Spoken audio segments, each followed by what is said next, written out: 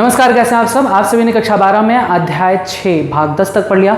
भाग 10 में आपने डीएनए प्रतिलिपिकरण के बारे में जाना, डीएनए रेप्लिकेशन क्या होता है, पूरा प्रोसेस आपने देखा। अब आते हैं भाग 11 के अंतर्गत उसके आगे के टॉपिक के बारे में बताएंगे, जो कि होगा आरएनए यानी राइबो न्यूक्लिक एसिड। आरएनए का संरचना कैसा होता है, आरएनए कितने प्रकार का होता है, आरएनए का कार्य क्या है, इन सभी के बारे में संपूर्ण जानकारी आपको भाग 11 के अंतर्गत दी जाएगी। तो बुक पर आने से पहले हम कुछ बातें आपको व्हाइट बोर्ड पर बताएंगे।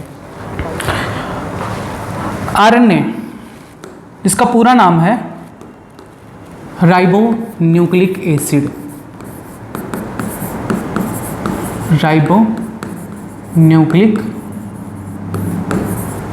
अम्ल।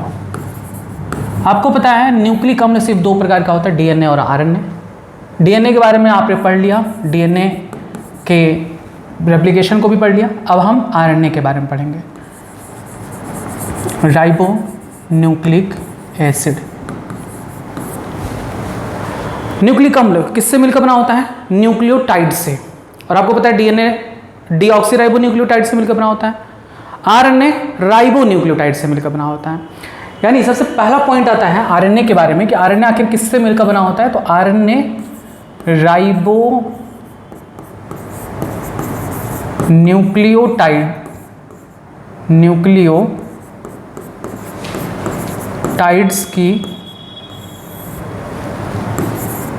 एकल श्रृंखला होती है। एकल श्रृंखला होती है, single chain of ribo nucleotide. जैसे डीएनए दो श्रृंखला होती है, एक श्रृंखला एस से और दूसरी श्रृंखला एस से। यह डीएनए है जो दो श्रृंखला से मिलकर बना होता है, लेकिन आरएनए केवल एक श्रृंखला से मिलकर बना होता है। ऐसे एक श्रृंखला होती है, याद कर लीजिए, बहुत इंपॉर्टेंट है। ये डीएनए और आरएनए में अंतर भी है। डीएनए दो श्रृंखला से मिलकर बना होता है, लेकिन आरएनए एकल श्रृंखला से मिलकर बना होता है। डीएनए में जो न्यूक्लियोटाइड होता है उसे हम डीऑक्सीराइबो न्यूक्लियोटाइड कहते हैं, लेकिन आरएनए के न्यूक्लियोटाइड को क्या कहते हैं? Ribo nucleotide. आरएनए किससे मिलकर बना है? राइबो न्यूक्लियोटाइड्स से। राइबो न्यूक्लियोटाइड क्या है? न्यूक्लियोटाइड ही तो है। अब चूंकि आरएनए का, इसलिए हम राइबो न्यूक्लियोटाइड कहते हैं। न्यूक्लियोटाइड ही तो है, आरएनए का होने की वजह से इसे हम राइबो न्यूक्लियोटाइड कहते हैं। और डीएनए के न्यूक्लियोटाइड को डीऑक्सीराइबो न्यूक्लियोटाइड कहते हैं। अब ये राइबो न्यूक्लियोटाइड भी तीन चीजों से मिलकर बना होता है। जैसे डीएनए में डीऑक्सीराइबो न्यूक्लियोटाइड तीन चीजों से मिलकर बना होता है। कौन कौन से? पेंटोज शर्करा,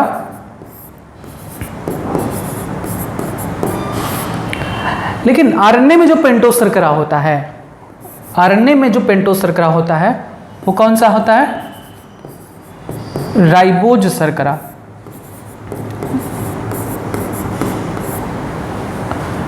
आपने पढ़ा है कि डीएनए में कौन सी शर्करा पाई जाती है? डीऑक्सीराइबोज शर्करा। अंतर भी बताए हैं, अभी फिर से बताएंगे। दूसरा फास्फेट समूह, ठीक है, PO4। और तीसरा नाइट्रोजन क्षार, नाइट्रोजनी क्षार। अब नाइट्रोजनी क्षार भी दो प्रकार का होता है, प्यूरिन और पिरिमिडीन। प्यूरिन और पिरिमिडीन। यहां पर आपको ध्यान रखना है कि आरएनए में जो प्यूरिन होता है वो तो वही होता है जो डीएनए में पाया जाता है, एडेनिन और ग्वानिन। लेकिन आरएनए में जो पिरिमिडीन है उसमें साइटोसिन तो पाया जाता है, लेकिन थाइमीन की जगह पर यूरेसिल पाया जाता है। याद रखिएगा, आरएनए में कौन कौन से नाइट्रोजन क्षार पाए जाते हैं? एडेनिन, ग्वानिन, साइटोसिन और थाइमीन की जगह पर यूरेसिल होता है। वहीं डीएनए में क्या होता था? एडेनिन, ग्वानिन, साइटोसिन और थाइमीन, लेकिन आरएनए में थाइमीन के स्थान पर यूरेसिल होता है। क्लियर है बात? आइए, जैसे कि मैंने बताया कि आरएनए में पेंटोज शर्करा राइबोज शर्करा होता है। तो राइबोज शर्करा का संरचना आपने देखा है, पहले भी बताएं, एक बार फिर से बता दे रहे हैं।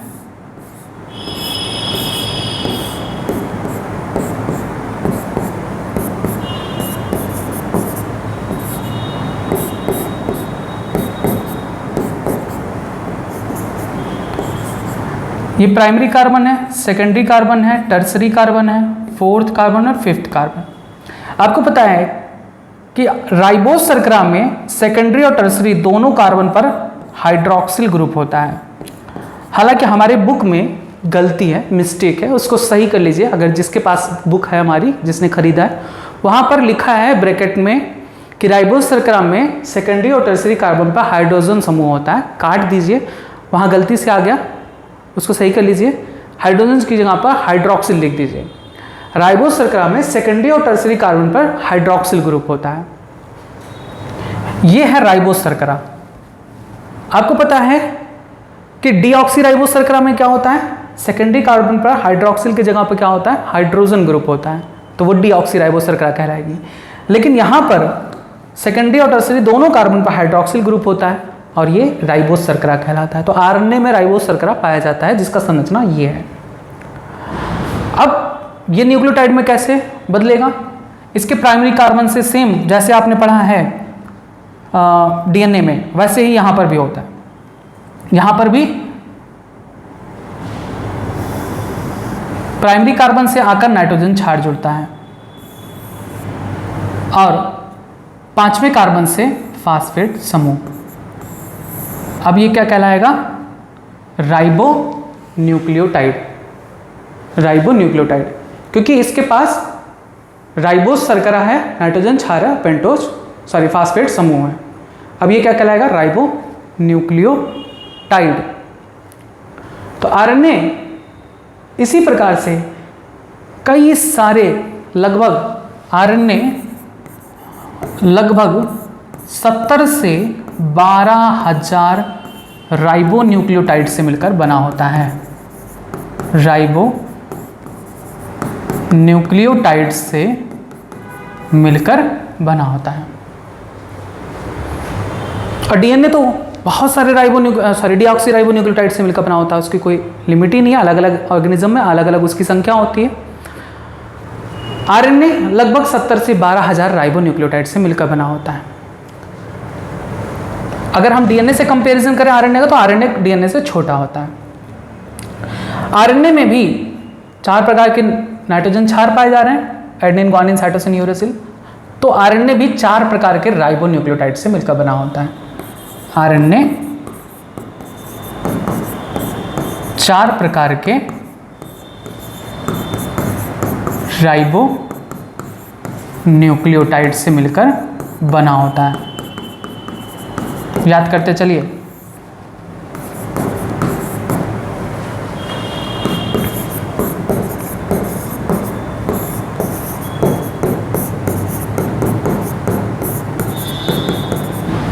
पहला आपने पॉइंट क्या याद किया कि आरएनए क्या है? आरएनए राइबो न्यूक्लियोटाइड की श्रृंखला है, एकल श्रृंखला।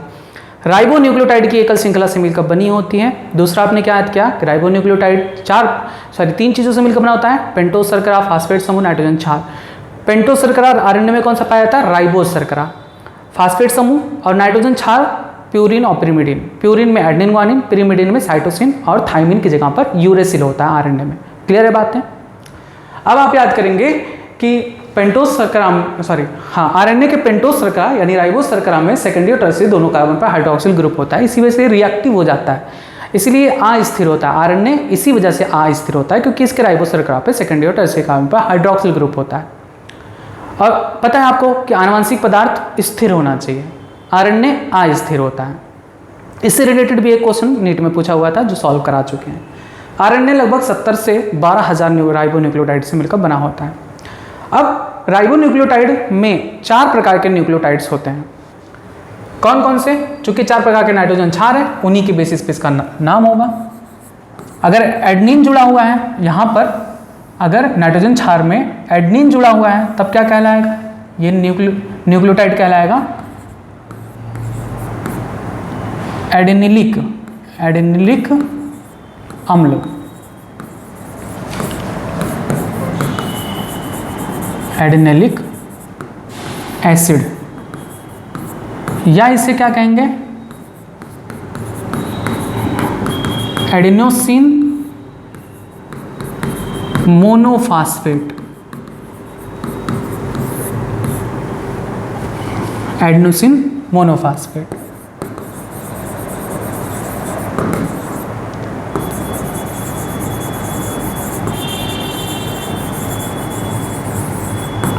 इसे शॉर्ट फॉर्म में AMP कहेंगे। एक ये न्यूक्लियोटाइड हो गया। दूसरा, अगर नाइट्रोजन क्षार में, अगर यहाँ पर नाइट्रोजन क्षार में ग्वानिन है तब उसे क्या कहेंगे? ग्वानिलिक अम्ल, ग्वानिलिक एसिड या ग्वानोसिन मोनोफास्फेट।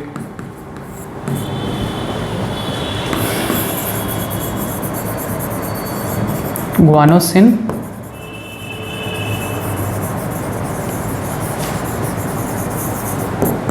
मोनोफास्फेट GMP, अगर ग्वानिन जुड़ा हुआ है। तीसरा, साइटोसिन पाया जाता है अगर नाइट्रोजन क्षार के रूप में, तब उसे क्या कहेंगे? साइटिडिलिक एसिड, साइटिडिलिक अम्ल।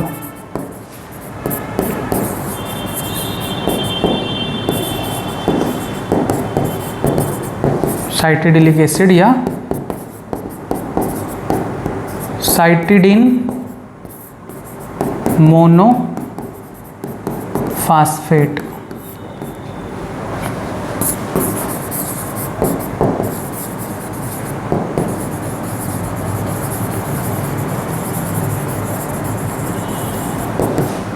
CMP। तीसरा हो गया। चौथा, थायमीन की जगह पर यूरेसिल पाया जाता है। अगर नाइट्रोजन क्षार के रूप में यूरेसिल आकर जुड़ता है तब हम क्या कहेंगे? यूरिडिलिक अम्ल, यूरिडिलिक अम्ल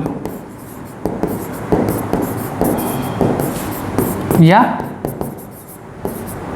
यूरिडिन मोनोफास्फेट।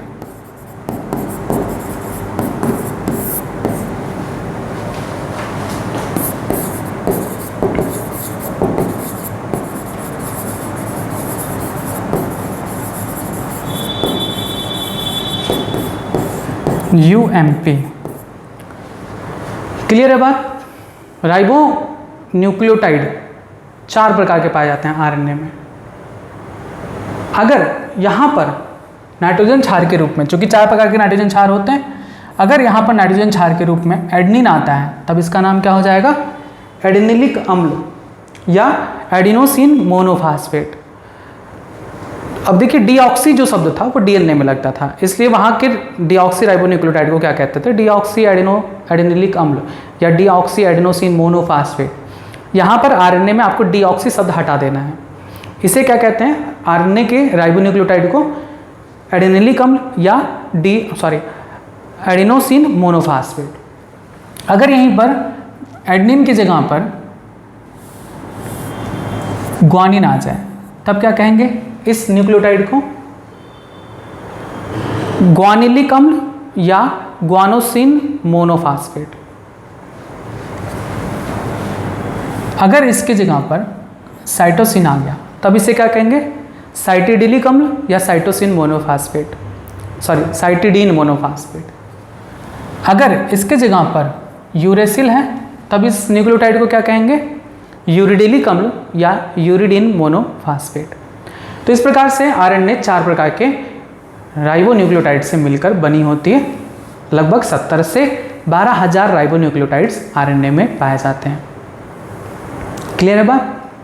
सेम उसी तरीके से इसका भी स्ट्रक्चर बनेगा जैसे DNA में था। सिंपली क्या है, चूंकि ये सिंगल स्ट्रैंडेड होता है इसलिए एक ही चेन बनेगा। यहाँ पर भी पहले कार्बन से प्राइमरी कार्बन है, secondary, tertiary, fourth and fifth. पहले कार्बन से नाइट्रोजन क्षार जुड़ जाएगा, मान लो एडेनिन जुड़ता है, यहाँ पर फास्फेट समूह जुड़ेगा 5वें कार्बन से। सेकेंडरी कार्बन पर OH है, टर्सरी पर भी OH है। अब वैसे ही दूसरा राइबोन्यूक्लियोटाइड आएगा और इससे जुड़ेगा। मान लेते हैं इसके पास है ग्वानोसिन, अब ये इसका जो PO4 है CH2 PO4, ये किससे जुड़ेगा? ये जुड़ेगा दूसरे न्यूक्लियोटाइड के तीसरे कार्बन से, PO4। क्लियर है?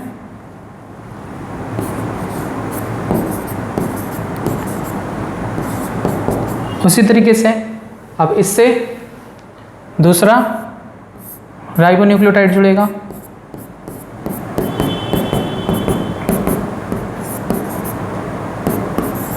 PO4। मान लेते हैं यहाँ पर साइटोसिन है। इससे अगला राइबोन्यूक्लियोटाइड जुड़ेगा,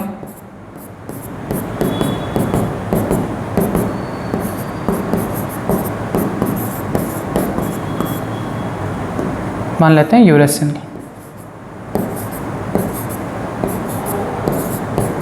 अब इससे अगला राइबोन्यूक्लियोटाइड जुड़ेगा,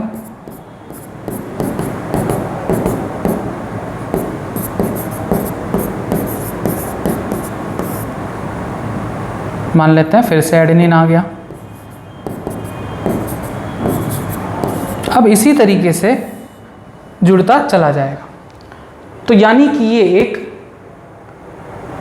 लॉन्ग चेन ऑफ राइबोन्यूक्लियोटाइड है, सिंगल स्टैंडर्ड, एकल श्रृंखला, ऐसे एकल श्रृंखला है। Nitrogen adenine, guanine, cytosine, uracil, adenine, फिर आ गया मान लो साइटोसिन, फिर गुआनिन आ गया, फिर गुआनिन आ गया, फिर साइटोसिन आ गया, फिर यूरेसिल आ गया। इस तरह से आरएनए राइबोन्यूक्लियोटाइड की बनी एकल श्रृंखला होती है। क्लियर है बात? मॉलिक्यूलर स्ट्रक्चर के साथ कोई दिक्कत? अब ये कितने हो सकते हैं? ये ऐसे जैसे मैंने बनाया ना, 1 2 3 4 5 6 7 8 9 10 11, यहाँ पर 11 होना है। तो ऐसे आरएनए लगभग 70 से 12,000 राइबोन्यूक्लियोटाइड की एकल श्रृंखला होती है। बात क्लियर? आरएनए क्या है, कैसे है, संरचना हो गया, मॉलिक्यूलर स्ट्रक्चर कैसे क्या होता है, क्लियर होगी बातें। सावधानियां क्या रखनी है कि डीएनए में तो क्या पाया जाता है? डीएनए में डीऑक्सीराइबोन्यूक्लियोटाइड पाया जाता है। उसमें क्या होता है कि उसमें डीएनए में पेंटोस शर्करा डीऑक्सीराइबोज होती है, लेकिन आरएनए में राइबोज शर्करा होती है। अंतर पता है आपको? डीऑक्सीराइबोज में यहाँ पर केवल हाइड्रोजन ग्रुप होता है, लेकिन राइबोज में सेकेंडरी और टर्शियरी दोनों पर हाइड्रोक्सिल ग्रुप होता है। एक अंतर ये हो गया। दूसरा अंतर कि इसमें पिरिमिडिन, थाइमिन की जगह पर यूरोसिल होता है, यानी आरएनए में कहीं पर भी थाइमिन नहीं दिखेगा। अगर आपको नाइट्रोजन श्रृंखला में थाइमिन दिखा तो वो डीआरएनए नहीं कहलाएगा, डीएनए कहलाएगा। ये एक बात ये ध्यान रखेंगे। बस यही 2-3 अंतर हैं जिसके माध्यम से डीएनए आरएनए अलग हो जाते हैं। अब देखिए, डीएनए 2 श्रृंखला होती है, लेकिन आरएनए क्या है? एकल श्रृंखला होती है, एकल श्रृंखला होती है। क्लियर है बात? अच्छा, इसको मिटा दिए। एकल श्रृंखला होने की वजह से, आरएनए की एकल श्रृंखला होने की वजह से आरएनए में प्यूरिन और पिरिमिडिन का अनुपात, प्यूरिन और पिरिमिडिन का अनुपात समान नहीं होता है, समान नहीं होता है। जैसा कि डीएनए में होता था, डीएनए में प्यूरिन और पिरिमिडिन का अनुपात समान होता था, यानी जितना एडेनिन गुआनिन है उतना साइटोसिन थाइमिन होता था। हमेशा ये अनुपात 1 आता था। In the case of DNA, DNA में ऐसा होता है कि डीएनए में प्यूरिन और पिरिमिडिन का अनुपात समान होता है। क्यों? क्योंकि डीएनए में 2 श्रृंखला होती हैं, तो जितनी एडेनिन होंगी उतने ही थाइमिन होगा, जितना साइटोसिन होगा उतना ही गुआनिन होगा। यानी अगर मान लेते हैं कि 30 थाइमिन है, 30 थाइमिन है तो सॉरी एडेनिन है, तो थाइमिन भी 30 ही होगा। और अगर गुआनिन 50 है, साइटोडिन 50 है, तो जोड़ लीजिए कितना आएगा? 80 ऊपर 80 नीचे, कट गया, 1 ही आया। तो ऐसा कंडीशन डीएनए में होता था। लेकिन चूंकि आरएनए एकल श्रृंखला से मिलकर बनी होती है, तो यहाँ पर ये जरूरी नहीं है कि जितना एडेनिन होगा उतना ही थाइमिन होगा, ये जरूरी नहीं है। हो सकता है एकल श्रृंखला है, हो सकता है एडेनिन इसमें 2 हो और थाइमिन 2 नहीं कह सकते, 20 कह सकते हैं, 20 एडेनिन है। और थाइमिन एकल श्रृंखला है, कोई ज़रूरी नहीं है क्योंकि एडेनिन के सामने थाइमिन तो आ नहीं रहा है, क्योंकि थाइमिन तो होगा नहीं, यूरेसिल होगा। यूरेसिल कितना है, मान लेते हैं यूरेसिल 40 है। और वहीं साइटोसिन की मात्रा मान लो यहाँ पर 60 है और ग्वानिन मान लो 70 है, तो बताइए अनुपात समान आएगा? ये 80 हो गया और नीचे 110, अनुपात समान नहीं है। क्लियर है बात? तो डीएनए में प्यूरिन और पिरिमिडिन का अनुपात समान होता है, लेकिन आरएनए में प्यूरिन और पिरिमिडिन का अनुपात समान नहीं होता, क्योंकि आरएनए एकल श्रृंखला होती है। कोई दिक्कत? ये सब बातें आप ध्यान रखेंगे। ये सब अंतर भी हैं डीएनए और आरएनए में। अब आप एक चीज़ और ध्यान रख दे सकते हैं यहाँ पर, इसकी संरचना में हो सकता है आपसे बॉन्ड भी पूछ लिया जाए। तो जैसे डीएनए में आपने पढ़ा है वैसे यहाँ पर भी होता है। नाइट्रोजन क्षार है, नाइट्रोजन क्षार के मध्य कौन सा बॉन्ड होता है? NC ग्लाइकोसिडिक बंध। यहाँ पर फास्फो एस्टर बंध, फास्फो एस्टर बंध। और दो न्यूक्लियोटाइड के बीच जो बॉन्ड होता है उसे कहते हैं फास्फो डाइएस्टर बंध। ये हो गया आरएनए की संरचना के बारे में। तो आपने क्या क्या जाना? आरएनए राइबोन्यूक्लियोटाइड्स की एकल श्रृंखला से मिलकर बनी होती है। आरएनए में राइबोन्यूक्लियोटाइड्स में 3 भाग होते हैं, पेंटोज शर्करा, फास्फेट समूह, नाइट्रोजन क्षार। पेंटोज शर्करा आरएनए में कौन सी होती है? राइबोज शर्करा। पेंटोज शर्करा 2 प्रकार की होती हैं, डीऑक्सीराइबोज और राइबोज। डीऑक्सीराइबोज डीएनए में पाया जाता है, आरएनए में राइबोज शर्करा। अंतर क्या है? राइबोज शर्करा के सेकेंडरी और टर्सरी दोनों कार्बन पर हाइड्रोक्सिल ग्रुप होता है। फास्फेट समूह पाया जाता है और तीसरा नाइट्रोजन क्षार पाया जाता है। नाइट्रोजन क्षार में एडेनिन, ग्वानिन, साइटोसिन और थाइमिन की जगह पर यूरेसिल पाया जाता है आरएनए में। क्लियर बात है? कैसे कैसे जुड़े होते हैं ये सभी आपको बता दिए गए।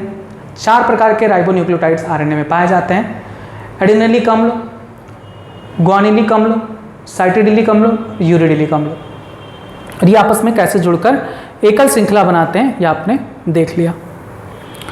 और दूसरा आपने जाना कि आरएनए में प्यूरिन और पिरिमिडिन का अनुपात समान नहीं होता। और आपने एक बात जाना कि आरएनए कितने न्यूक्लियोटाइड से मिलकर बना होता है, ये भी बात याद रखेंगे। आरएनए लगभग 70 से 12,000 राइबोन्यूक्लियोटाइड से मिलकर बना होता है।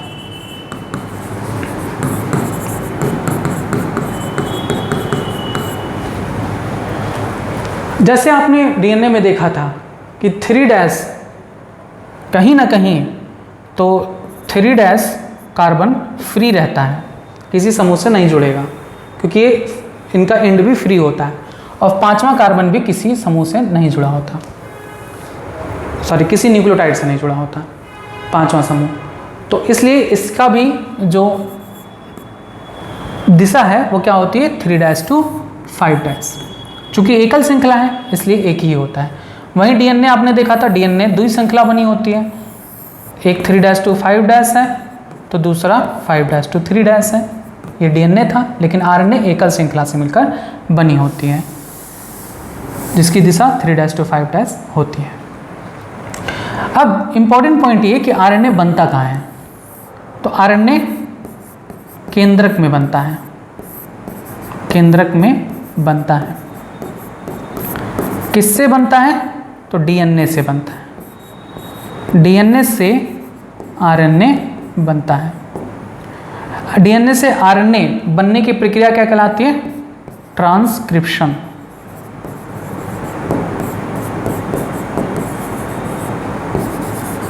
अनुलिपिकरण।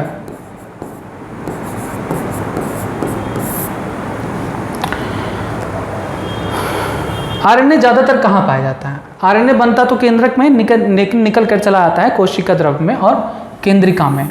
तो आरएनए कहाँ पाया जाता है? आरएनए कोशिका द्रव्य यानी साइटोप्लाज्म और केंद्रिका में पाया जाता है। न्यूक्लियोलस में।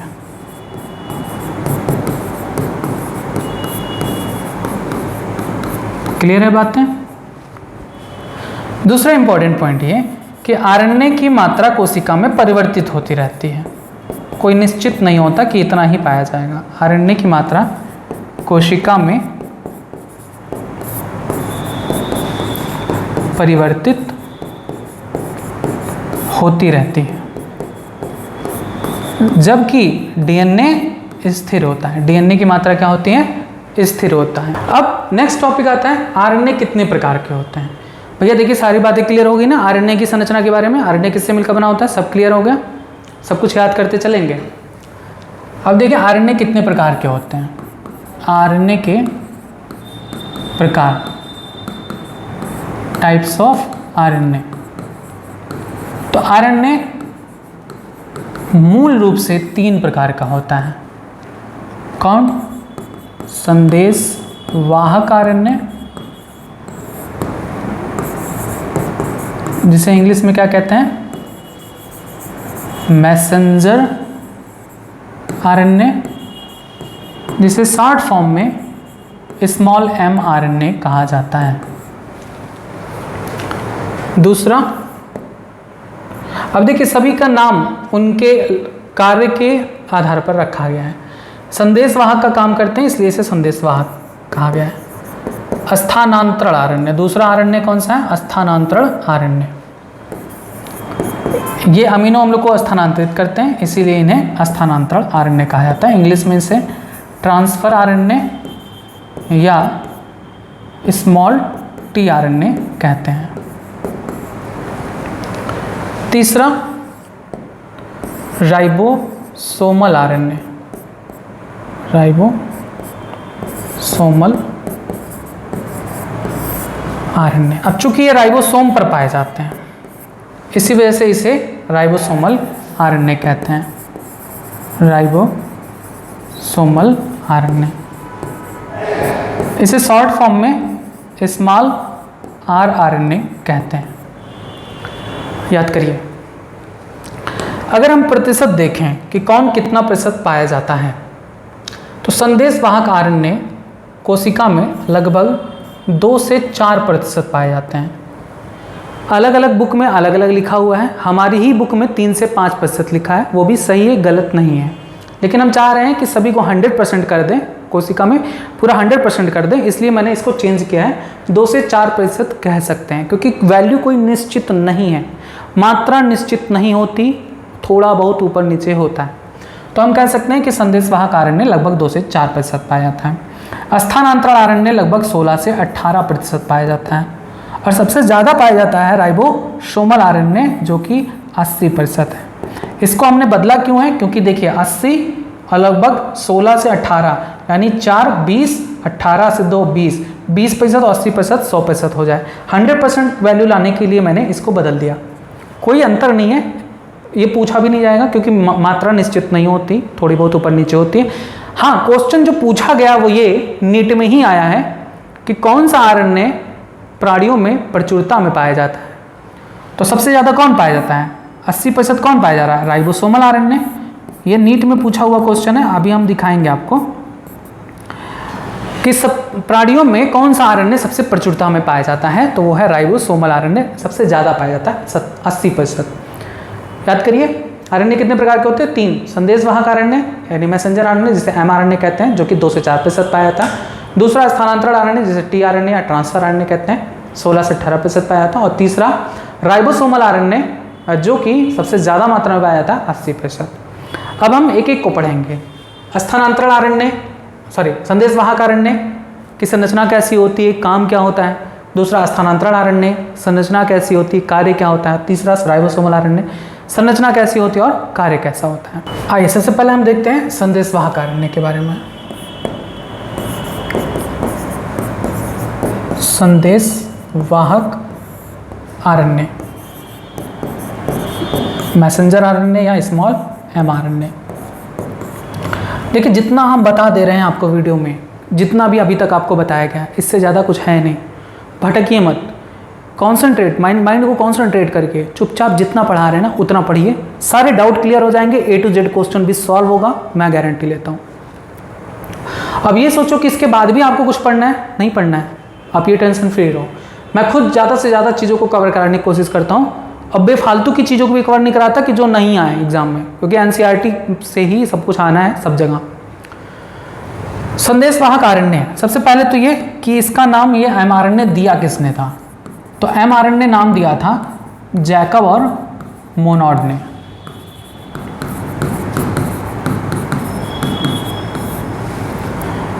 अब इसका नाम संदेशवाहक क्यों पड़ा, क्योंकि इसका कार्य ही संदेश को ले जाना है।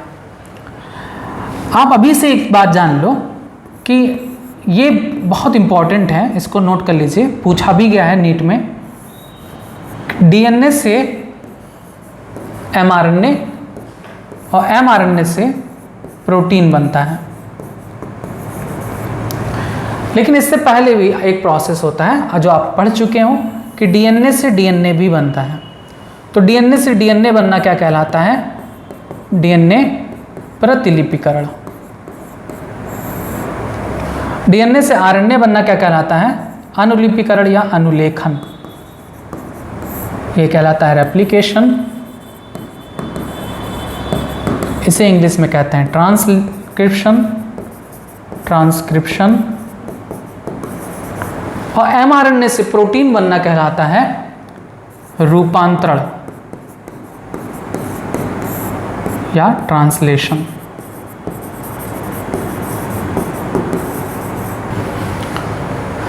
इसे कहते हैं central dogma of molecular biology, यानी आणविक जीव विज्ञान का सेंट्रल डोग्मा। ये क्या कहता है कि information flows in only one direction from DNA to mRNA to protein. हमारे शरीर किससे मिलकर बना है, प्रोटीन से मिलकर बना हुआ है सारी चीजें। इन प्रोटीनों को बनाने की जो सूचना है वो किसके पास होती है, DNA के पास। कि DNA ही के पास जो सूचना है वैसा ही शरीर का ढांचा बनता है। आप ये भी जानते हो, इसी कारण हर मनुष्य अलग होता है एक दूसरे से, क्योंकि सभी का DNA अलग अलग है। और यही सभी मनुष्य का ही नहीं, सभी जीवों का DNA अलग अलग होता है। तो DNA में बदलाव शरीर की संरचना को बदल देता है, इसीलिए हम एक दूसरे से समान नहीं होते, एकदम एक्यूरेट, हम एग्जैक्ट कॉपी नहीं होते किसी के। चाहे हमारे माँ बाप हों, हम माँ बाप के भी समान नहीं होते, थोड़ा बहुत डिफरेंस होता है। क्योंकि DNA के पास सूचना होती है कि शरीर कैसा बने, और शरीर किससे मिलकर बना होता है, प्रोटीन से बनता है। तो DNA के पास सूचना होती है कि प्रोटीन कैसा बनेगा। तो चूंकि DNA सिर्फ केंद्रक में होता है, बाहर तो निकलेगा नहीं, तो केंद्रक से बाहर कोशिका द्रव में इस सूचना को कौन लाता है, mRNA। DNA की सूचना को कोशिका द्रव में लाने का काम कौन करता है, mRNA। तो सूचना को अगर हम एक जगह से दूसरी जगह ले जाएंगे, संदेश को हम एक जगह से दूसरी जगह पे ले जाएंगे, तो हम क्या कहलाएंगे, संदेशवाहक। यानी एक जगह से हम दूसरी जगह पे सूचना को ले जा रहे हैं। तो mRNA क्या करता है, केंद्रक में DNA से बनता है और DNA की सूचना को ले जाकर कोशिका द्रव में ले आता है। तो इसीलिए इसे कहते हैं मैसेंजर RNA या संदेशवाहक RNA या दूत RNA भी कहते हैं। और फिर mRNA राइबोसोम से जाके संलग्न हो जाता है और राइबोसोम की मदद से प्रोटीन का निर्माण होता है। ये सारी प्रक्रियाएं आपको आगे बताई जाएंगी। चूंकि यहाँ पर कुछ बातें mRNA से रिलेटेड हैं, इसलिए मैं यहाँ पर बता रहा हूँ कि आपको कोई प्रॉब्लम ना हो। ये सारी चीज़ें आपको आगे बताई जाएंगी कि DNA से कैसे mRNA बनता है, अनुलेखन की पूरी प्रक्रिया बताई जाएगी, mRNA से प्रोटीन कैसे बनता है यानी रूपांतरण कैसे होता है, पूरी प्रक्रिया आपको आगे बताई जाएगी। बिल्कुल भी परेशान मत होइएगा। इतना आपको जानना है कि DNA से mRNA बनता है, यानी DNA के पास जो सूचना है वो mRNA केंद्रक से लेकर कोशिका द्रव में आता है और उस सूचना के मुताबिक राइबोसोम की मदद से प्रोटीन का निर्माण करता है। इसीलिए इसे संदेशवाहक RNA कहते हैं। तो यहाँ पर पहला इंपॉर्टेंट पॉइंट mRNA के बारे में क्या, कि mRNA किससे बनता है, mRNA DNA की संरचनात्मक जीन, बताएंगे आगे संरचनात्मक जीन क्या होता है। DNA के ही श्रृंखला पर ही कुछ नाइट्रोजन क्षार होते हैं जिन्हें संरचनात्मक जीन या स्ट्रक्चरल जीन कहते हैं, स्ट्रक्चरल जीन। mRNA DNA की संरचनात्मक जीन पर पूरक प्रतिलिपि पूरक प्रतिलिपि के रूप में बनता है। अब ये पूरक प्रतिलिपि क्या है? तो वही चीज़ कि डीएनए के जो नाइट्रोजन क्षार है उसकी पूरकता, यानी एक ये डीएनए है, मान लो ये इसके संरचनात्मक जीन है, डीएनए पे कौन सा होगा? Adenine, thymine, cytosine, guanine, cytosine, thymine, adenine, adenine, मान लो ऐसा है, तो इसका पूरक बनेगा डीएनए से एमआरएनए। ऐसे एडेनिन है तो क्या आएगा? थाइमिन। तो थाइमिन तो आरएनए पर होता नहीं है, आरएनए बनना है, तो एडेनिन के सामने आरएनए में क्या आता है? यूरेसिल। थाइमिन है तो एडेनिन, साइटोसिन है तो ग्वानिन, ग्वानिन है तो साइटोसिन, ग्वानिन है तो साइटोसिन, ग्वानिन है तो साइटोसिन, साइटोसिन है तो ग्वानिन, थाइमिन है तो एडेनिन, एडेनिन है तो फिर यूरेसिल, एडेनिन है तो यूरेसिल। तो कहने का मतलब ये पूरकता क्या है? ये पूरक प्रतिलिपि का मतलब होता है कि डीएनए की जो श्रृंखला है उसी की पूरक बनता है, अपने मन से नहीं बनेगा। ये सोचो कि एडेनिन है तो यहाँ पर कुछ भी आ जाए, नहीं, एडेनिन है तो उसके सामने आरएनए क्या बनेगा? एडेनिन के साथ यूरेसिल जुड़ता है आरएनए बनने में, तो यूरेसिल आएगा। थाइमिन है तो एडेनिन आएगा, साइटोसिन है तो ग्वानिन आएगा। वही पूरकता का सिद्धांत, जैसे डीएनए में आपने पढ़ा था, साइटोसिन हमेशा ग्वानिन से साथ जुड़ता है, वैसे यहाँ पर भी साइटोसिन के साथ हमेशा ग्वानिन जुड़ेगा, ग्वानिन के साथ साइटोसिन, एडेनिन के साथ हमेशा यूरेसिल, क्योंकि थाइमिन तो आरएनए में पाया नहीं जाता तो यूरेसिल जुड़ेगा, और अगर थाइमिन है तो एडेनिन। क्लियर है? एमआरएनए डीएनए की संरचनात्मक जीन पर एक पूरक प्रतिलिपि के रूप में बनता है, और यही आरएनए जब बनकर केंद्रक से बाहर निकल आता है कोशिका द्रव्य में, कोशिका द्रव्य में, यह आरएनए कोशिका द्रव्य में जब आता है तो इनके जो नाइट्रोजन क्षार हैं AUCG,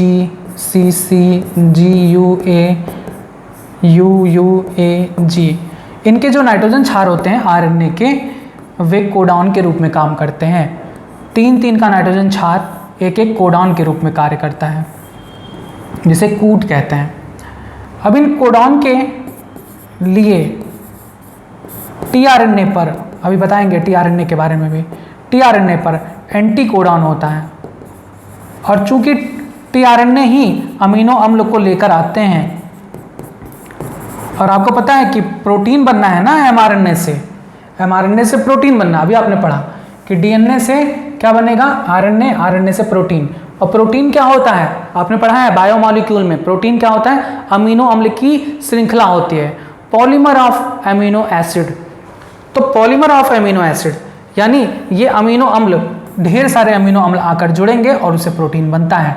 तो टीआरएनए जो होता है, टीआरएनए ये अमीनो अम्ल को, अमीनो एसिड को लेकर आता है, उसके पास एंटी कोडॉन होता है, उससे जुड़ता है, और इस तरह से एक अमीनो एसिड दूसरे अमीनो एसिड टीआरएनए की मदद से, ऐसे तीसरा अमीनो एसिड टीआरएनए की मदद से जुड़ता चला जाता है, और ढेर सारे अमीनो एसिड से जुड़कर long chain of amino acid condense होकर प्रोटीन बना लेते हैं। ये तो मैंने बहुत शार्ट में आपको बता दिया कि डीएनए से एमआरएनए कैसे बनता है, एमआरएनए से प्रोटीन कैसे बनता है। क्लियर है बातें? तो एमआरएनए का कार्य क्या होता है? केंद्रक में डीएनए में निहित सूचनाओं को केंद्रक से कोशिका द्रव्य में लाना, कोशिका द्रव्य में उपस्थित राइबोसोम से संलग्न होना, और उसकी मदद से प्रोटीन का निर्माण करना, प्रोटीन या पॉलीपेप्टाइड श्रृंखला का निर्माण करना। अब यहाँ पर जो सबसे ज़्यादा इंपॉर्टेंट पॉइंट, जो परीक्षा की दृष्टि से इंपॉर्टेंट है, वो ये कि ये मोनोसिस्टोनिक एमआरएनए क्या होता है और पॉलीसिस्टोनिक एमआरएनए क्या होता है। मोनोसिस्टोनिक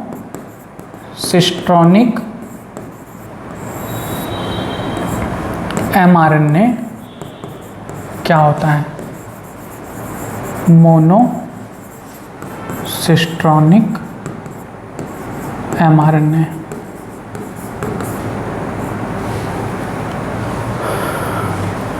यहाँ पर आई होगा।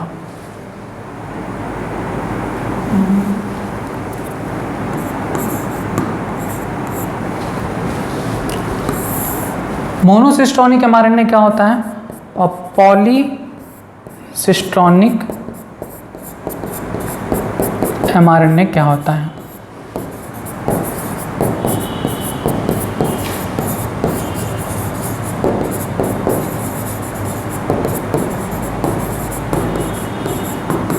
आपको ये बात पता चली कि mRNA का कार्य क्या है, डीएनए से सूचना को लेकर आना कोशिका द्रव्य में, उसे प्रोटीन बनाना। तो अगर आरएनए के पास केवल एक प्रकार के प्रोटीन बनाने की सूचना है तो उसे क्या कहते हैं, मोनोसिस्टोनिक एमआरएनए। ध्यान से समझिएगा, मोनो का मतलब भी आपको पता है, मोनो का मतलब एक, डाई का मतलब दो, ट्राई का मतलब तीन, पॉली का मतलब अनेक। क्लियर है बात?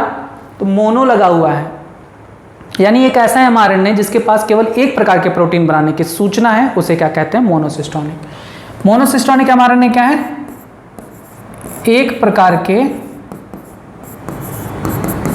प्रोटीन को बनाने वाला एमआरएनए, यानी ऐसा एमआरएनए जिसके पास केवल एक प्रकार का प्रोटीन बनाने की सूचना है, उसे हम मोनोसिस्टोनिक एमआरएनए कहते हैं। किसमें पाया जाता है, सभी यूकैरियोटिक जीवों में।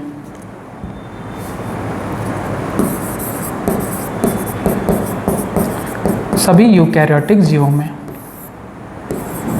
जैसे हम लोग मनुष्य में मोनोसिस्टोनिक एमआरएनए पाया जाता है।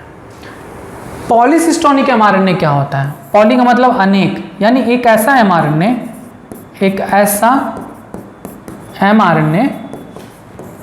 जिसके पास एक से अधिक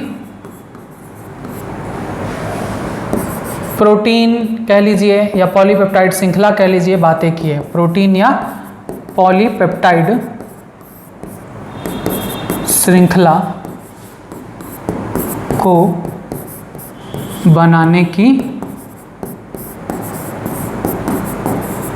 सूचना है। क्लियर है बात? याद करिए, मोस्ट इंपॉर्टेंट पॉइंट है ये, बहुत परेशान करता है। हालांकि इसको और डिटेल में हम आगे बताएंगे। अब बचा ही क्या है बाबू, सब कुछ तो आप जान ही चुके हो कि डीएनए से एमआरएनए बनता है, एमआरएनए से प्रोटीन बनता है। अगर किसी एमआरएनए के पास एक प्रकार के प्रोटीन, एक प्रकार का नहीं होता, प्रोटीन बहुत सारे प्रकार के होते हैं, आपको पता ही है। अब इसमें ग्लाइकोप्रोटीन है, और जैसे ग्लोब्यूलिन है और इंसुलिन है, ये सब एंजाइम है जो कि प्रोटीन का काम करते हैं, मतलब प्रोटीन है एंजाइम का काम करते हैं, उल्टा मैंने बोल दिया। तो बहुत सारे बॉडी में अनेक प्रकार के प्रोटीन पाए जाते हैं। अगर कोई एमआरएनए केवल एक प्रकार का प्रोटीन बनाता है तब उसे हम मोनोसिस्टोनिक एमआरएनए कहेंगे, जो कि यूकैरियोटिक में ही केवल पाया जाता है। वहीं प्रोकैरियोट्स यानी जीवाणुओं में, नीलहरित शैवाल में, उनके जो एमआरएनए होते हैं उनके पास एक ही एमआरएनए एक से अधिक पॉलीपेप्टाइड श्रृंखला बना सकती है। यानी एक ही एमआरएनए है, उसके इतने भाग से एक प्रोटीन बन रहा है, मान लो गामा प्रोटीन, इससे बन रहा है बीटा प्रोटीन, इससे बन रहा है अल्फा प्रोटीन। एक ही एमआरएनए 3 प्रकार के प्रोटीन बना रहा है, तो उसे हम क्या कहते हैं, पॉलीसिस्टोनिक एमआरएनए, जो कि किसमें पाया जाता है, प्रोकैरियोट्स में। अब आइए देखते हैं एमआरएनए की संरचना।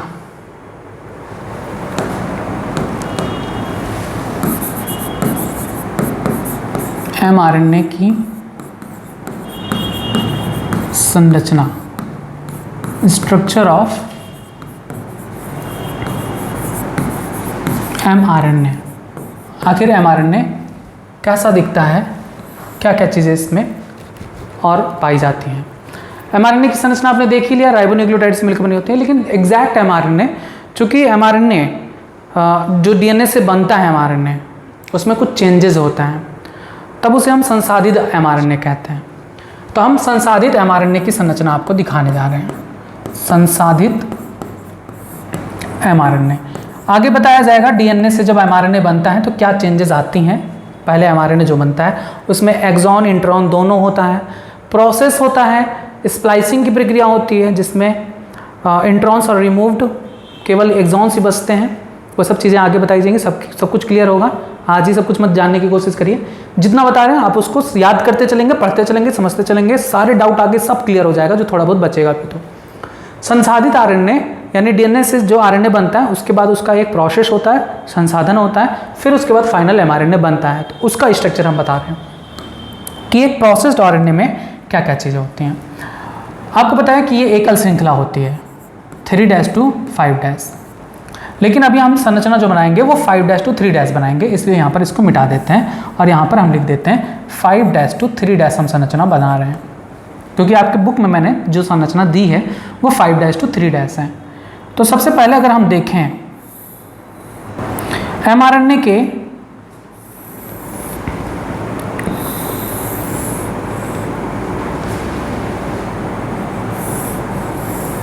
5' सिरे पर, ये 5' है और ये 3' है। mRNA के 5' सिरे पर मिथाइलेटेड ग्वानोसिन से बनी टोपी नुमा संरचना होती है जिसे कैप कहते हैं। हालांकि ये टोपी जैसी दिखती नहीं है, हमें कहीं दिखा भी नहीं, लेकिन बुक में लिखा है तो याद करना पड़ेगा। पहला पॉइंट, mRNA के, याद करिए, mRNA के किस सिरे पर, 5' सिरे पर। यह सब क्वेश्चन पूछा जाता है कि मिथाइलेटेड ग्वानोसिन किससे बनी कैप संरचना कहाँ पर पाई जाती है, किस सिरे पर पाई जाती है, 5' पे या 3' पे। तो क्या बताएंगे, 5' पे। mRNA के 5' पर, 5' सिरे पर मिथाइलेटेड ग्वानोसिन से बनी टोपी नुमा संरचना होती है जिसे कैप, CAP, कैप कहते हैं। क्लियर है बात? इसे क्या कहते हैं, इसे कैप कहते हैं।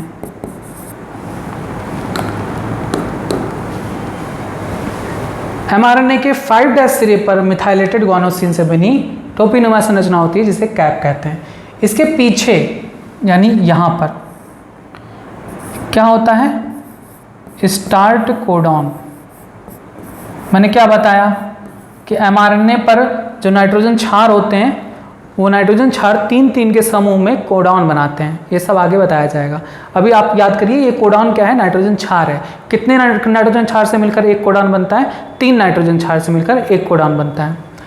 स्टार्ट कोडॉन पाया जाता है। कौन कौन से नाइट्रोजन क्षार से बनता है स्टार्ट कोडॉन, ए यानी एडेनिन, यू यूरेसिल और जी ग्वानोसिन।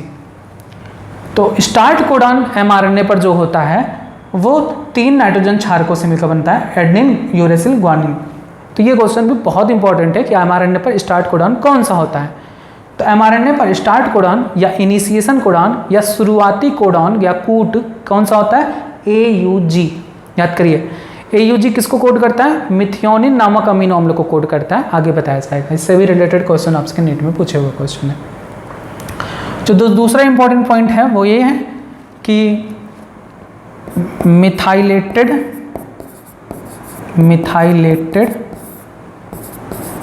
ग्वानोसिन के पीछे शुरुआती कूट यानी इनिशिएशन कोडॉन या जिसे हम स्टार्ट कोडॉन कहते हैं, स्टार्ट कोडॉन पाया जाता है। सॉरी, कौन सा start codon, AUG। Start codon AUG पाया जाता है। स्टार्ट कोडॉन कभी भी बदलेगा नहीं, इसीलिए याद कर लीजिए स्टार्ट कोडॉन कौन सा होता है, हमेशा AUG। अब स्टार्ट कोडॉन के पीछे पूरा रीजन क्या कहलाता है, यहां से लेकर यहां तक, ये कहलाता है कोडिंग क्षेत्र। कोडिंग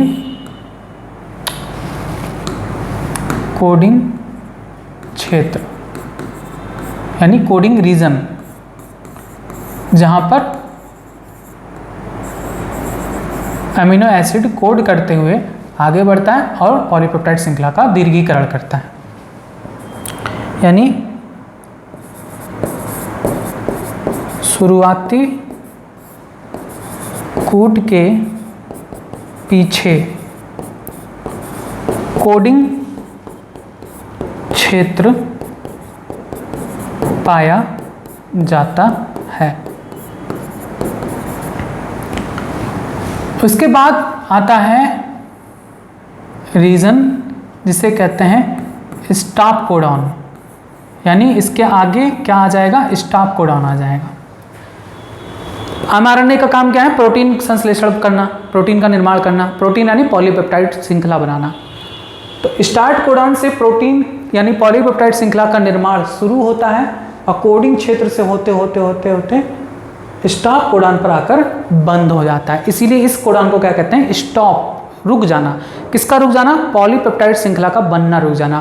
किसका रुक जाना, प्रोटीन संश्लेषण का बनना रुक जाना। तो कोडिंग क्षेत्र के बाद क्या आता है, कोडिंग क्षेत्र के पश्चात स्टॉप कोडॉन। अब ये स्टॉप कोडॉन, जिसे हिंदी में क्या कहते हैं, समापक कोडॉन, कौन कौन से होते हैं, तो 3 होते हैं। ये भी क्वेश्चन नीट में पूछा हुआ है। स्टॉप कोडॉन कौन कौन से होते हैं, 3, याद करिए, UAA, UAG और UGA। ठीक है, याद करिए। स्टॉप कोडॉन कौन कौन से होते हैं, 3, UAA, UAG और UGA। ये सब नाइट्रोजन क्षार ही हैं, मैंने बताया ना, 3 नाइट्रोजन क्षार मिलकर एक कोडॉन बनाते हैं। यूरेसिल, ग्वानिन और एडेनिन मिलकर एक कोडॉन, यूरेसिल, एडेनिन, एडेनिन मिलकर एक कोडॉन, यूरेसिल, एडेनिन, ग्वानिन मिलकर एक कोडॉन, यानी 3 स्टॉप कोडॉन होते हैं। कौन कौन से, UAA, UAG और UGA। क्लियर है बात। स्टार्ट कोडॉन कौन सा होता है, AUG। स्टॉप कोडॉन कौन से होते हैं, UAA, UAG और UGA। अब इन तीनों में से कोई भी अगर यहाँ पर कोडॉन आ गया, मान लो केवल UAA आ जाता है, UAA अगर आ गया तो प्रोटीन का बनना यहीं पर बंद हो जाता है। क्लियर है बात, इसलिए इसे स्टॉप कोडॉन कहते हैं। अब स्टॉप कोडॉन के बाद आता है poly A sequence. Poly A sequence जो कि बना होता है एडेनिलिक एसिड से। बहुत सारे एडेनिलिक एसिड, बहुत सारे आकर जुड़े रहते हैं, उसे हम पॉली ए सीक्वेंस कहते हैं। यानी नेक्स्ट पॉइंट क्या है, mRNA के 3' सिरे पर समापक कोडॉन के पश्चात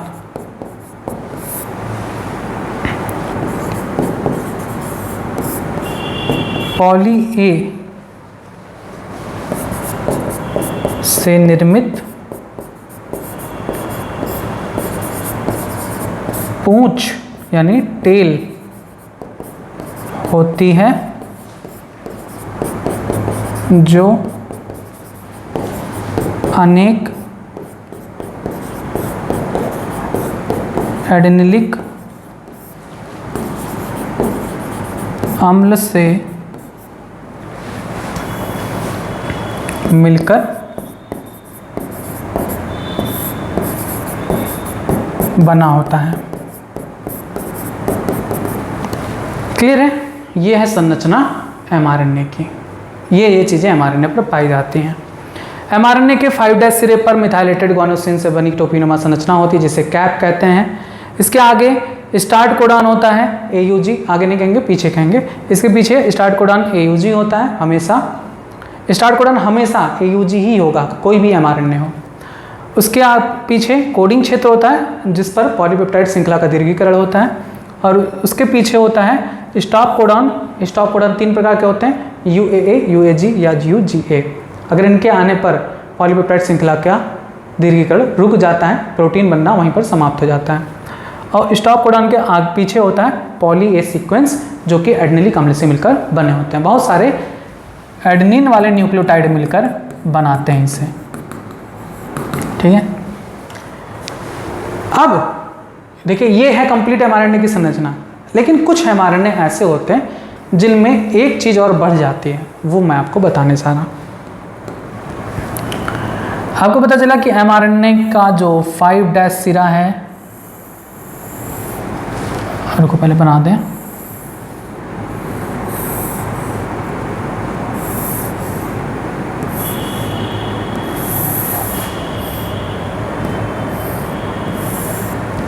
mRNA का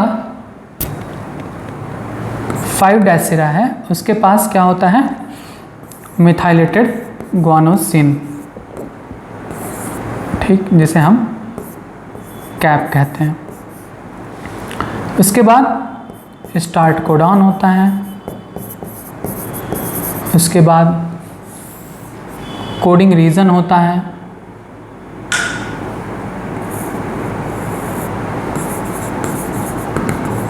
कोडिंग रीजन होता है, उसके बाद होता है स्टॉप कोडॉन, और उसके बाद होता है पॉली ए सीक्वेंस, जो कि एडेनिन से बनना होता है 3' एंड पर। तो यहाँ पर कुछ mRNA ऐसे होते हैं जिनमें 5' सिरे यानी मिथाइलेटेड ग्वानोसिन फास्फेट से बने कैप और स्टार्ट कोडॉन के बीच में कुछ रीजन होता है जिसे हम UTR कहते हैं। UTR का मतलब होता है अनट्रांसलेटेड रीजन, अनट्रांसलेटेड रीजन, जिसका कोई महत्व नहीं होता, प्रोटीन संश्लेषण नहीं होता यहाँ पर। उसी तरीके से 3' एंड और स्टॉप कोडॉन के बीच भी रीजन होता है UTR का। ये कुछ ही mRNA में होता है। तो यहाँ पर एक पॉइंट ये बन जाता है, कुछ mRNA में C कैप व स्टार्ट कोडॉन के मध्य, ऐसे यहाँ पर थोड़ा बढ़ा लीजिएगा, कुछ mRNA में 5' सिरे पर, 5' सिरे पर C कैप व स्टार्ट कोडॉन के मध्य, 5' सिरे पर C कैप और स्टार्ट कोडॉन के मध्य, तथा 3' सिरे पर, 3' सिरे पर स्टॉप कोडॉन व पॉली ए के मध्य क्या पाया जाता है, UTR, जिसे क्या कहते हैं, नॉन कूटित क्षेत्र, नॉन कूटित क्षेत्र, यानी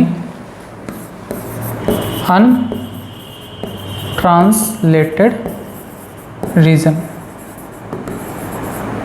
या UTR पाया जाता है। कुछ ही mRNA में ऐसा पाया जाता है। ठीक है, तो ये हो गया कंप्लीट mRNA की संरचना। आज का टॉपिक बस इतना ही mRNA के बारे में। नेक्स्ट टॉपिक में आपको tRNA से रिलेटेड सारी संरचना बताई जाएगी। अब यही बातें आपके बुक में भी लिखी गई हैं, तो आइए उसको भी देख लेते हैं।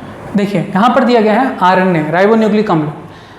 RNA क्या है, लंबे राइबोन्यूक्लियोटाइड अणुओं की बनी एकल श्रृंखला के रूप में पाया जाता है। बता चुके हैं, आपको याद भी हो गया है, याद कर लीजिए अगर नहीं हुआ है तो। RNA राइबोन्यूक्लियोटाइड अणुओं की बनी एकल श्रृंखला के रूप में पाया जाता है।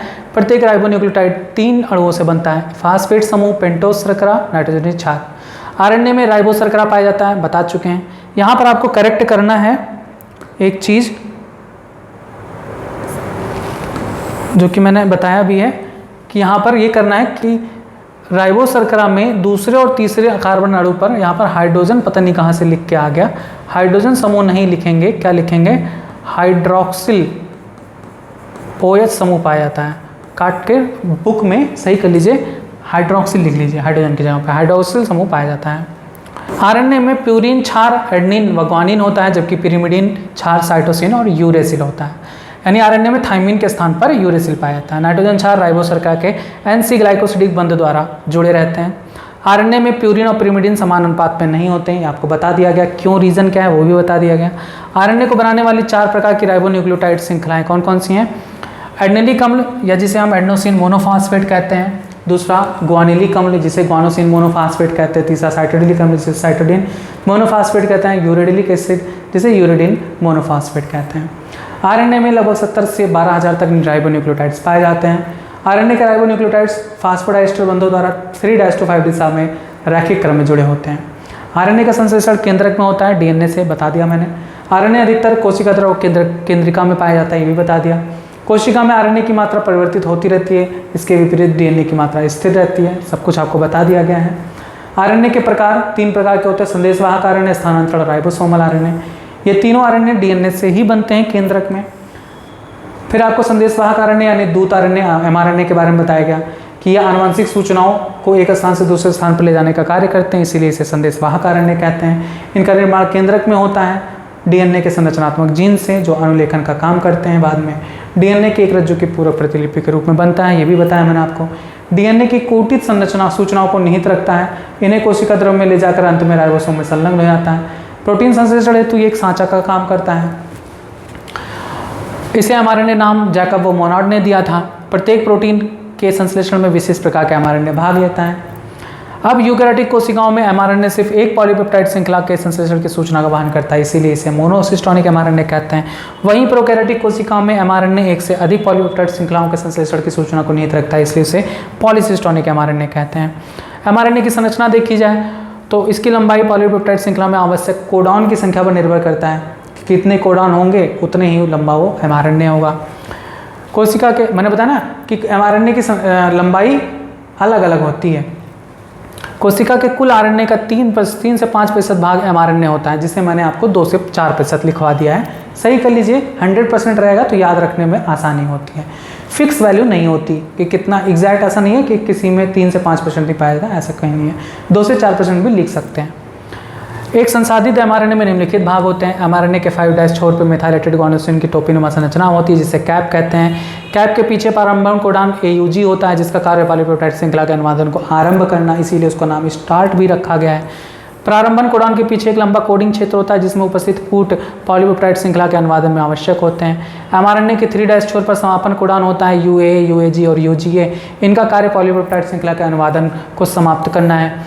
एमआरएनए के 3' छोर पर समापन कूट के पश्चात पॉली A द्वारा निर्मित पूंछ होती है, जो अनेक एडेनिलिक न्यूक्लियोटाइड से मिलकर बनी होती है। कुछ एमआरएनए में 5' छोर पर C कैप व प्रारंभन कूट के मध्य तथा 3' छोर पर कूटित खंड तथा पॉली A के मध्य में नान कूटित खंड होते हैं, जिसे इस प्रकार एमआरएनए के दोनों छोर निर्धारित होते हैं। यानी सीधी बात, 5' और स्टार्ट कोडॉन के मध्य UTR होता है और 3' और स्टॉप कोडॉन के मध्य में UTR होता है। ये कंप्लीट स्ट्रक्चर आपको बता दिया गया एमआरएनए का, कि एमआरएनए में स्टार्टिंग में मिथाइलेटेड गुआनोसिन पाया जाता है, जिसे कैप कहते हैं। उसके बाद UTR कुछ में पाया जाता है। फिर स्टार्ट कोडॉन, फिर प्रोटीन कोडिंग सेगमेंट होता है, जिसे कोडिंग रीजन कहते हैं। फिर स्टॉप कोडॉन होता है। स्टॉप कोडॉन कौन कौन से होते हैं? UAA, UAG और UGA। स्टार्ट कोडॉन कौन होता है? AUG, याद रखेंगे। ठीक, उसके बाद पॉली A सीक्वेंस होता है। अब इसके बाद आता है स्थानांतरण आरएनए, tRNA, जिसके बारे में आपको नेक्स्ट वीडियो में आपको बताया जाएगा। तब तक आप कुछ क्वेश्चन के जवाब देते हैं इस टॉपिक से रिलेटेड। सबसे पहला ये क्वेश्चन कि आरएनए में कौन सी पेंटोस शर्करा पाई जाती है। दूसरा, आरएनए में थाइमिन की जगह पर कौन सा नाइट्रोजन क्षार पाया जाता है। तीसरा, राइबोस शर्करा और डिऑक्सी राइबोस शर्करा में क्या अंतर होता है। नेक्स्ट, आरएनए एकल श्रृंखला से मिलकर बना होता है या द्वि श्रृंखला से मिलकर बना होता है। नेक्स्ट क्वेश्चन, क्या आरएनए में प्यूरिन और पिरिमिडिन का अनुपात समान होता है, हाँ या नहीं, में जवाब दीजिएगा। नेक्स्ट क्वेश्चन, आरएनए कितने टाइप का होता है। नेक्स्ट, आरएनए का निर्माण कहाँ पर होता है। और नेक्स्ट क्वेश्चन, आरएनए कोशिका के किस स्थान पर पाया जाता है। नेक्स्ट, 3 प्रकार के आरएनए में सबसे ज़्यादा मात्रा में पाया जाने वाला, कोशिका में सबसे ज़्यादा मात्रा में पाया जाने वाला आरएनए कौन सा है। ये क्वेश्चन आपसे नीट में भी पूछा गया है, हमारी बुक में क्वेश्चन नंबर 24 में आपको मिल जाएगा। नेक्स्ट, मोनोसिस्टोनिक एमआरएनए क्या होता है, किन जीवों में पाया जाता है। और पॉलीसिस्टोनिक एमआरएनए क्या होता है और किन जीवों में पाया जाता है। नेक्स्ट क्वेश्चन, एमआरएनए की संरचना से संबंधित 5 पॉइंट आप लिखिए, अपनी कॉपी में ही लिखिए, कोई ज़रूरी नहीं कमेंट में दीजिए, नहीं, आप अपनी कॉपी में ही लिखिए। जैसे मैंने बताया ना, पहला पॉइंट क्या था कि mRNA के 5' सिरे पर क्या पाया जाता है, मिथाइलेटेड गुआनोसिन से बना कैप पाया जाता है, उसके बाद क्या पाया जाता है, इससे रिलेटेड सारी बातें आप 6 पॉइंट अपने कॉपी में लिखेंगे। नेक्स्ट क्वेश्चन, mRNA का कार्य क्या है। बस इतने क्वेश्चन का जवाब जितना हो सके आप कमेंट में दीजिए, लेकिन जितना क्वेश्चन आपसे पूछें उसको कॉपी में ज़रूर नोट करिए। और आगे के टॉपिक के लिए थोड़ा वेट करिएगा, जल्द ही आप अपलोड कर दिया जाएगा। तब तक आप जुड़े रहें यूट्यूब चैनल बायोलॉजी हिंदी के साथ। धन्यवाद।